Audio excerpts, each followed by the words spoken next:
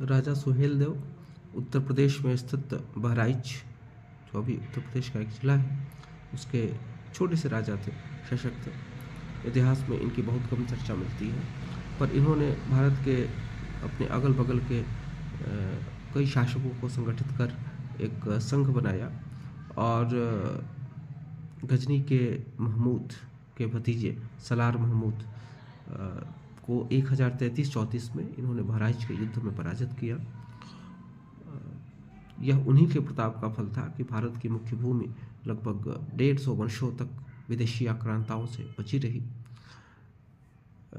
इनकी विजय से भी अधिक इनके द्वारा जो स्ट्रैटेजीज अपनाई गई थी, जो नीतियाँ इनके द्वारा अपनाई गई थी युद्ध में लड़ने हेतु, वे नीतियाँ बहुत यूज़फुल हैं आज भी।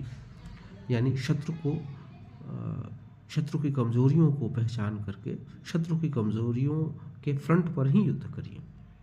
यानी शत्रु तो आपकी कमज़ोरियाँ पहचानेगा ही, लेकिन आप धर्म युद्ध और धर्म के अनुसार युद्ध करने को अपनी विकृति न बना लीजिए, अपनी कमज़ोरी न बना लीजिए। इसे मैं विकृति ही मानता हूँ कि आप उन लोगों के खिलाफ जिनके लिए धर्म का, नीति का कोई महत्व नहीं है, यदि उनके खिलाफ आप इन चीज़ों का आश्रय लेते हैं तो आप you are destined to be doomed.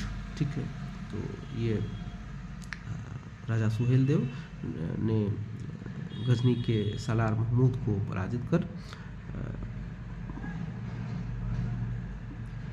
मुस्लिम आक्रांता अगले 150 वर्षों तक भारत की मुख्य भूमि पर आक्रमण नहीं कर सके। इसकी पृष्ठभूमि उन्होंने तैयार की। मोहम्मद गोरी जो 1178 ईस्वी से अटैक करना शुरू करता है, 1175 या 1178 से अटैक करना शुरू करता है, उसके पहले कोई बड़ा आक्रमण भारत पर नहीं हुआ।